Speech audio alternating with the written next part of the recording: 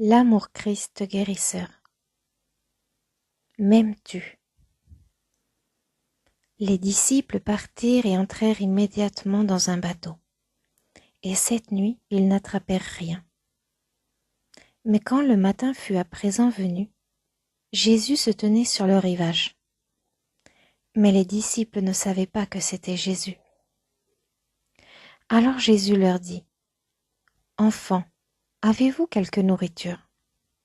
Ils lui répondirent, « Non. » Et il leur dit, « Jetez le filet du côté droit du bateau, et vous trouverez. » Ils le jetèrent. Et maintenant, ils n'étaient plus capables de le tirer à cause de la multitude des poissons. Alors, aussitôt qu'ils furent arrivés à terre, ils virent là un feu de charbon et du poisson mis dessus et du pain.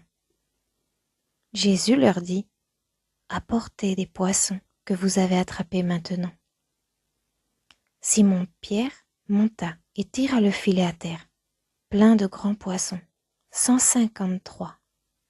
Et malgré qu'il y en avait autant, le filet ne fut pas cassé. Jésus leur dit, « Venez et dînez. » Et aucun des disciples n'osait lui demander, « Qui es-tu ?» sachant que c'était le Seigneur. Jésus vint alors et prend le pain et leur donne, et du poisson également. C'est à présent la troisième fois que Jésus se montrait à ses disciples après qu'il eût été ressuscité d'entre les morts. Alors, quand ils eurent dîné, Jésus dit à Simon-Pierre, « Simon, fils de Jonas, m'aimes-tu mieux que cela ?» Il lui dit, « Oui, Seigneur, tu sais que je t'aime. » Il lui dit, « Nourris mes brebis. » Il lui dit à nouveau une seconde fois, « Simon, fils de Jonas, m'aimes-tu » Il lui dit, « Oui, Seigneur, tu sais que je t'aime. » Il lui dit, « Nourris mes brebis. » Il lui dit pour la troisième fois, « Simon, fils de Jonas, m'aimes-tu » Pierre était peiné parce qu'il lui demandait pour la troisième fois, « M'aimes-tu » Et il lui dit, « Seigneur, tu connais toutes choses, tu sais que je t'aime. » Jésus lui dit, « Nourris mes brebis. » Jean, chapitre 21, versets 3 à 6, versets 9 à 17. Après la résurrection et avant l'ascension, Jésus apparut à ses disciples à la mer de Tibériade, et il prépara un repas pour eux. Le repas du matin, comme la dernière scène, reflète la communion entre le Christ de notre être. Jésus demanda à ses disciples, « Enfants, avez-vous quelque nourriture ?» Il les mettait au défi de reconnaître la vraie substance, la manne cachée. Mais ils ne comprenaient pas. Et alors Jésus dit, « Jetez le filet du côté droit. » Ce qui signifiait, « Mettez toute votre confiance du côté de l'esprit. » Parce que l'esprit est la vraie substance. Le Maître est en train de nous dire maintenant, « Jetez vos filets du côté de l'esprit. » Suivre ce conseil procure une vie plus joyeuse et plus abondante. Vivre en accord avec les principes spirituels n'est ni onéreux, ni difficile, et cela n'entrave pas notre liberté. Au contraire, c'est la voie d'une plus grande liberté et d'un plus grand déploiement. La voie pour que beaucoup d'idées spirituelles se manifestent dans nos vies, par la grâce plutôt que par l'effort. La multitude de poissons attrapés dans le filet des disciples représente l'omniprésence des idées infinies. Chaque nouvelle idée chaque invention qui peut bénir l'humanité maintenant ou dans 10 000 ans se trouve déjà présente dans la conscience, attendant d'être révélée par l'individu réceptif qui lance le filet du côté de l'esprit. Quand les disciples vinrent à terre, ils virent que Jésus avait déjà préparé un déjeuner pour eux. Le Christ fournit toujours tout ce qui est nécessaire à notre substance. Avant qu'ils appellent, je répondrai. Isaïe, chapitre 65, verset 24.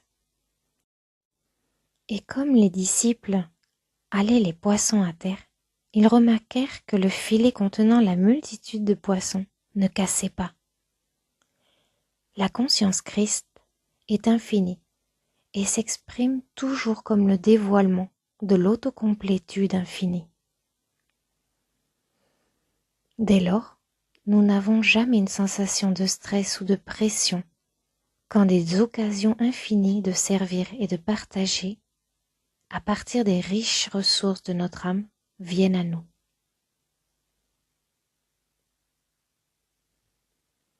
À la dernière scène, Jésus enseignait à ses disciples la voie de l'unicité. À présent, au repas du matin, il les nourrit à nouveau du pain qui descend des cieux. Jean, chapitre 6, verset 50. Et aussi de poissons, qui représentent des idées spirituelles. Et il y a éveil quand les disciples réalisent que Jésus est vivant dans la résurrection, dans son corps spirituel, bien qu'il semble être matériel. Vous vous souvenez que le nombre 3 représente la disponibilité pour une prochaine illumination. C'était la 3e fois que Jésus venait à ses disciples après la résurrection, et ce fut à cette rencontre qu'il demanda par 3 fois à Pierre s'il l'aimait. Ceci constitue l'engagement qui nous est toujours demandé. M'aimez-vous, moi, l'invisible Christ, plus que tout autre? Aimez-vous cette douce présence au-dedans de vous, plus que les formes extérieures? Ceci est ce qui nous est dit et redit encore et encore. N'aimez pas le monde, ni les choses qui sont dans le monde, car ce sont des projections mentales temporaires, alors que je suis vie éternelle. Aimez-moi, aimez votre identité véritable, qui est l'essence et la substance de la vie, qui se déploie éternellement et infiniment. Comment pouvons-nous aimer Dieu si nous n'aimons pas notre identité véritable? Parce que Dieu est notre identité véritable. Si nous disons que nous aimons Dieu, mais que nous n'avons qu'un concept de Dieu dans notre mental, nous aimons le concept. Mais si nous aimons notre identité véritable, nous plaçons notre foi, notre espoir et notre confiance dans le Fils de Dieu. Si nous aimons le Dieu au-dedans de nous, de tout notre cœur et de tout notre mental et de toute notre âme, nous serons capables d'aimer notre voisin comme notre identité. Quand nous consentirons à ramasser notre croix, à faire une croix sur les concepts mortels du soi, avec son orgueil ou son désespoir, et à suivre de cette manière l'exemple de Jésus, d'aimer Dieu totalement et notre prochain comme notre identité, nous nous trouverons libres des restrictions et des limitations de ce monde. Nous émergerons sans effort au cœur de la conscience divine, où nous vivrons par la grâce et par le constant dévoilement de la vérité. En méditant sur Dieu le Père et Dieu le Fils, Dieu le Saint-Esprit, nous mènent vers la prière sans parole. La prière spirituelle est finalement sans mots et sans pensée. C'est un cœur plein de reconnaissance qui fait la preuve de l'amour de notre parent pour son enfant. La présence au-dedans se révèle comme la présence de l'amour, comme la présence de la lumière et de la joie. La joie qu'aucun homme ne peut donner ou reprendre. En demandant à 3 reprises à Pierre s'il l'aimait, Jésus mettait en évidence le besoin d'un engagement complet au Christ. L'exigence d'aimer le Christ de tout notre cœur et de tout notre mental et de toute notre âme, si nous devons démontrer l'amour Christ guérisseur. Pierre avait précédemment renié Jésus 3 fois, et à présent, cet acte d'engagement permettait à Pierre de pénétrer dans l'amour Christ guérisseur. Jésus chargeait Pierre de nourrir ses agneaux et ses brebis. Les agneaux sont ceux qui n'ont plus d'intérêt dans les choses du monde, ceux qui recherchent uniquement les choses de Dieu et qui sont, dès lors, capables de recevoir la nourriture spirituelle. Nous devons aimer ces agneaux, les reconnaître et les soutenir et les supporter spirituellement par nos prières de reconnaissance et de gratitude pour leur présence dans le monde. Les brebis signifient ceux qui ont besoin d'être nourris, d'abord dans le royaume physique et ensuite dans le royaume mental, avant d'être prêts à recevoir la nourriture spirituelle. Ils sont ceux qui pensent encore qu'ils ont un mental qui leur est propre, et ils sont tentés d'errer.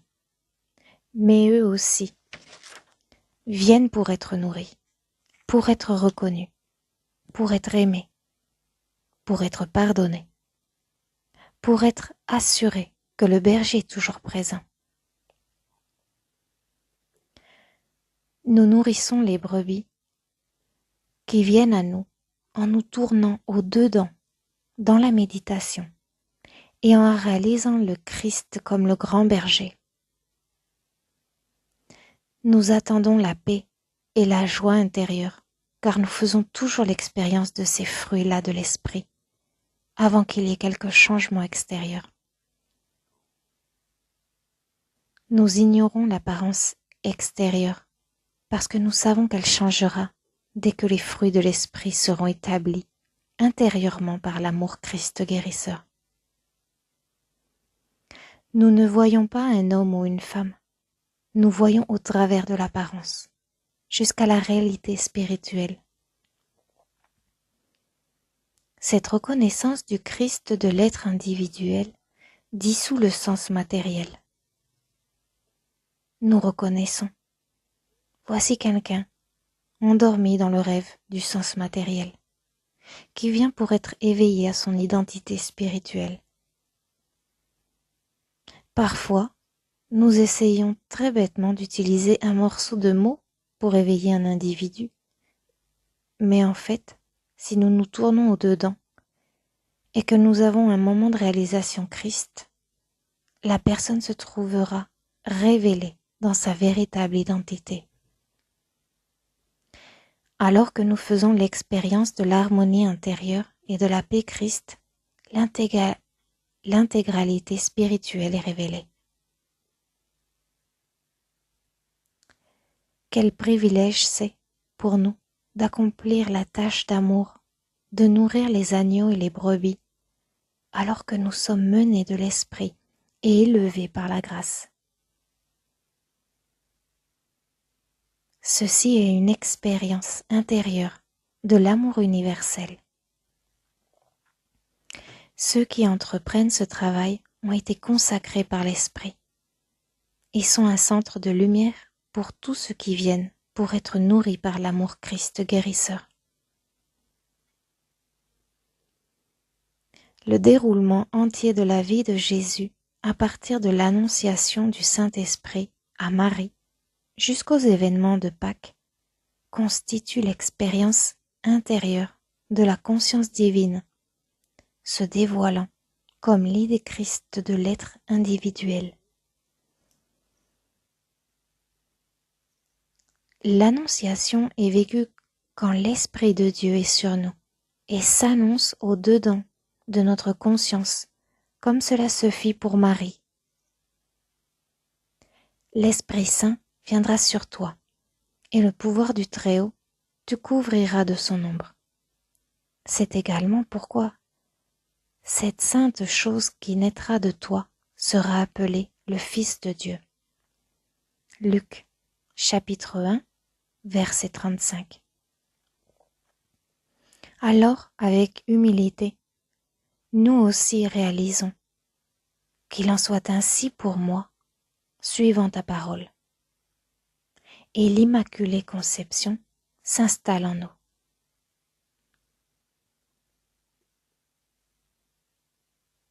Si nous gardons la vérité qui nous vient secrète et silencieuse, elle grandit en nous jusqu'à ce que meure le vieux point de vue matérialiste de l'humanité et qu'il soit mis au rebut.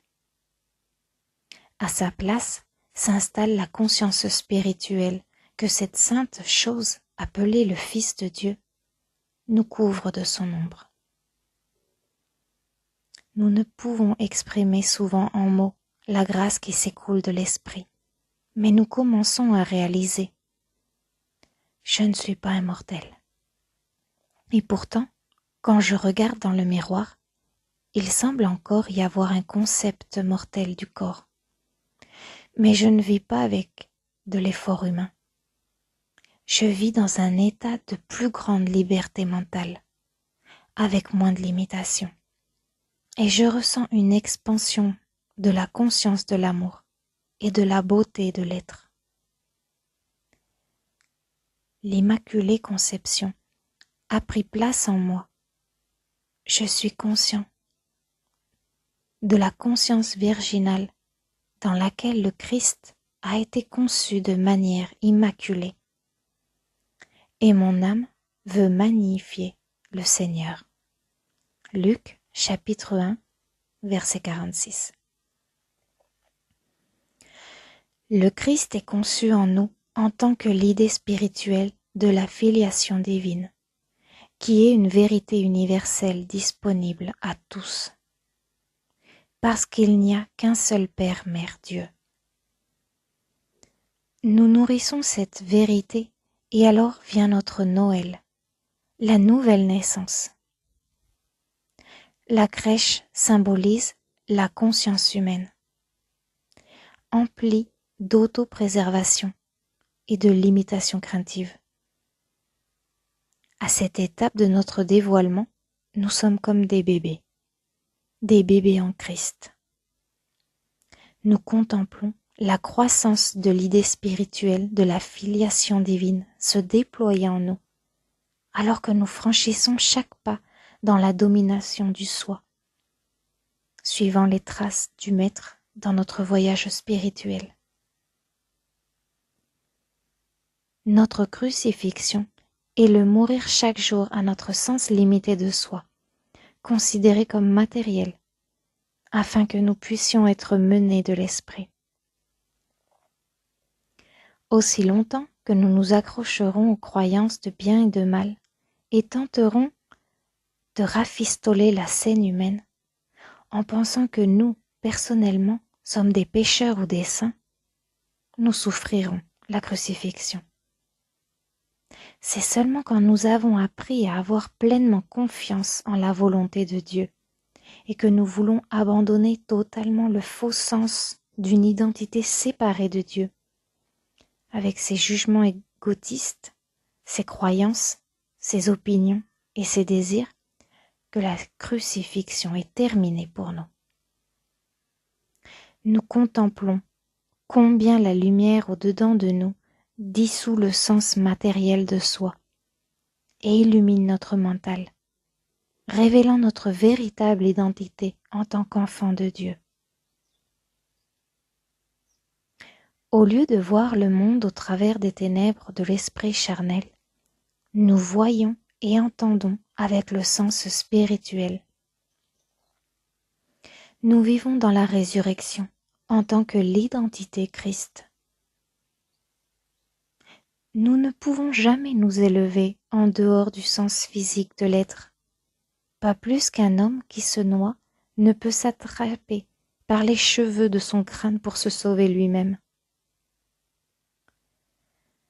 Nous ne pouvons changer notre nature ou notre caractère par un effort personnel, même si nous sommes consacrés et engagés à le faire. C'est une entreprise stérile, accablante. En effet, l'esprit est bien disposé, mais la chair est faible. Matthieu, chapitre 26, verset 41. Le salut est de Dieu. La liberté s'obtient au travers de la conscience Christ. Quand l'Esprit de Dieu est sur nous, alors les portes de la prison sont ouvertes pour ceux qui ont été attachés au sens physique. Quand nous dirigeons notre regard à l'intérieur vers le Christ, qui a attendu de toute éternité que nous abandonnions notre combat personnel pour la liberté, nous sommes comme des enfants fatigués qui rentrent à la maison et que la porte ouverte est devant nous. Nous sommes attirés vers cette conscience spirituelle comme s'il s'agissait d'un aimant. Nous commençons à saisir l'idée spirituelle que par le Christ qui demeure au-dedans, nous sommes libérés de la force d'attraction et de la souffrance de ce monde. Et nous sommes élevés dans une autre dimension de la vie.